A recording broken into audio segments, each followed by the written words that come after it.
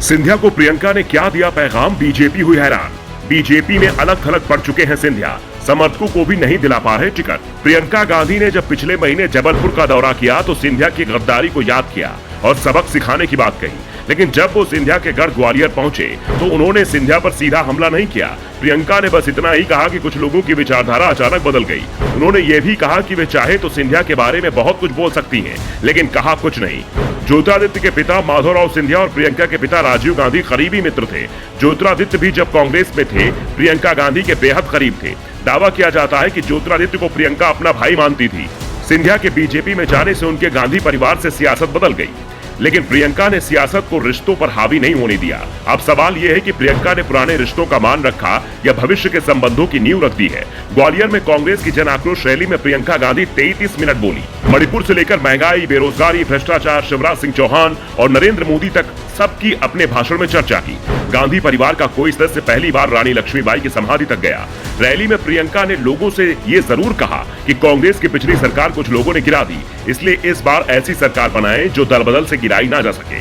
प्रियंका के भाषण में सब कुछ कहा, सरकार गिराने तक का जिक्र कर दिया गया। अगर किसी का जिक्र नहीं था तो वो थे ज्योतिरादित्य सिंधिया, जिन्हें घेरने के लिए ही कांग्रेस ने प्रियंका की रैली ग्वालियर में रखी थी।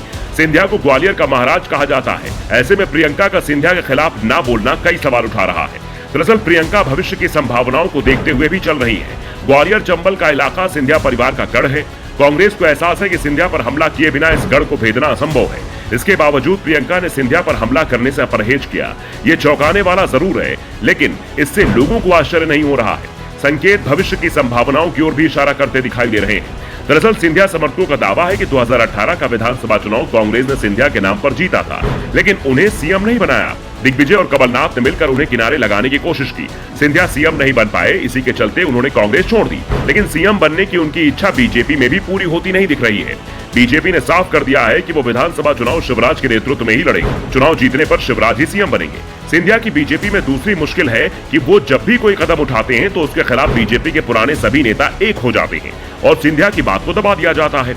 बीजेपी में वो अपने समर्थकों को टिकट भी दिलवा पाएंगे, इस पर भी सवाल खड़े हो रहे हैं, क्योंकि पिछले साल हुए निकाय चुनाव में सिंधिया अपने समर्थकों को ग्वालियर से ना तो मेयर पद का टिकट दिला पाए थे और ना ही मनचाहे पार्षद उम्मीदवार बनवा पाए थे। चंबल रीजन में तो सिंधिया की बिल्कुल ही नहीं चल पाई थी। इसका नतीजा ये हुआ था कि ग्वालियर में बीजेपी को हार मिली थी। दूसरी ओर तमाम सर्वे में बताया जा रहा है कि ग्वालियर चंबल में बीजेपी की हालत कमजोर है। अगर विधानसभा चुनाव में नतीजे बीजेपी के अनुकूल नहीं रहे तो सिंधिया के लिए मुश्किलें बढ़ सकती हैं और इसी को सोचते हुए प्रियंका गांधी सिंधिया पर हमले से परहेज कर रही हैं, क्योंकि जरूरत तो कांग्रेस को भी सिंधिया की है। एक बात और, सिंधिया परिवार ने कोई पहली बार कांग्रेस नहीं छोड़ी है। ज्योतिरादित्य के पिता माधवराव सिंधिया ने भी एक बार कांग्रेस छोड़ी थी। साल 1996 में जैन हवाला केस के नाम आने पर कांग्रेस ने माधवराव को टिकट देने से इनकार कर दिया। उस समय कांग्रेस अध्यक्ष और देश के पीएम पीवी नरसिम्हा राव ने सिंधिया की पत्नी को टिकट देने का प्रस्ताव रखा था, लेकिन इससे माधवराव नाराज हो गए थे। उन्होंने नाराज होकर पार्टी छोड़ दी और मध्य प्रदेश विकास कांग्रेस नाम से नई पार्टी बनाई।